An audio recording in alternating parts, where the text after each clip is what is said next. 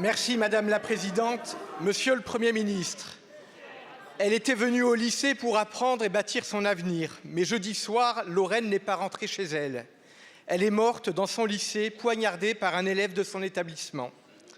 Je veux ici honorer sa mémoire et partager la douleur de sa famille et celle de ses amis.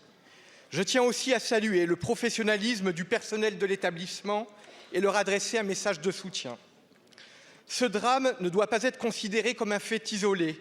Il est le symptôme d'un mal profond, la dégradation de la santé mentale de nos enfants. Les études montrent que 40% des étudiants présentent des symptômes dépressifs. Le taux de dépression chez les jeunes a quasiment doublé depuis la période pré-Covid. Mais notre système de santé mentale est lui-même en souffrance. Les moyens humains manquent pour détecter puis traiter efficacement les troubles. Les délais sont trop longs, les services saturés et l'offre de soins bien trop insuffisante. Dans ce domaine aussi, les inégalités territoriales sont majeures. Professionnels de santé, associations, élus de toute sensibilité politique tirent la sonnette d'alarme. Le mal-être des jeunes augmente sans que les réponses ne suivent.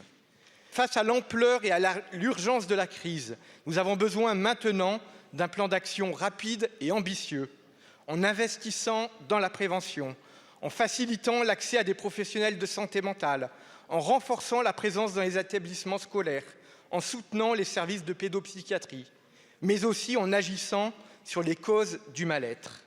Après le drame de l'école Notre-Dame de Toutes Aides à Nantes, votre gouvernement a préféré nous parler de portiques et d'ensauvagement. L'essentiel reste, semble-t-il, invisible à vos yeux. Combien de signaux d'alerte faut-il encore pour que l'État agisse concrètement ? Proclamer une grande cause ne suffit pas. Il est temps de faire enfin de la santé mentale de nos enfants une priorité.